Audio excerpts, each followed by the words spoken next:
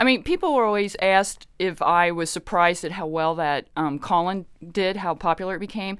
And the thing is yes, I was surprised, but the original surprise was that the book about the animal training school, the previous book, would have such a personal effect on me. I mean, I'm a journalist. I just went to... You're not an animal trainer. Right. And I went to just hang out with this great subject of this top school for exotic animal trainers, and I left a year later personally transformed by that experience. So remind our listeners, or for those who haven't read your article, how did you first apply animal training techniques to your marriage? Well, so I was following students at the top school for exotic animal trainers for my previous book, Kicked, Bitten, and Scratched. And so I was following them as they learned the principles and then as they applied them on actual animals, hyena, baboons, water buffaloes, you name it. They had everything.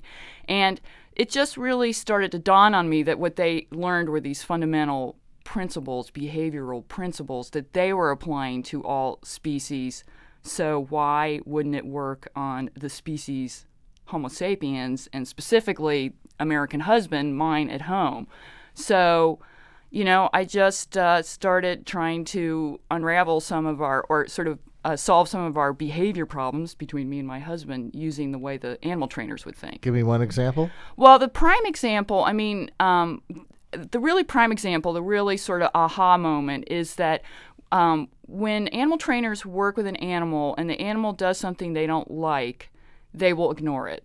Because the idea is that any attention can fuel that behavior you don't like.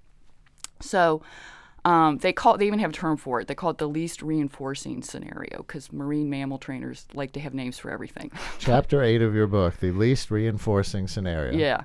So my husband loses things all the time, primarily his keys and his wallet. And when he does this, it would really, frustrate him, and there would be a lot of stomping around and heavy sighing and all that. And I had always tried to help, and if I didn't help, I would, offer suggestions of how this wouldn't happen in the future. But what the point was, I was always engaging.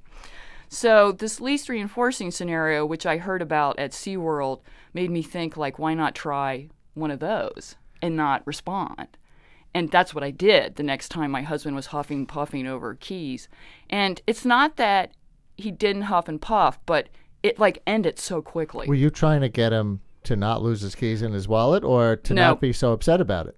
To not be so upset about it. That's the trick. That's the point of it, is that that's what I had picked. The man still loses his keys. That's as I said in the column, as a badger will always dig, my husband will forever lose his wallet. It's almost like instinctive behavior on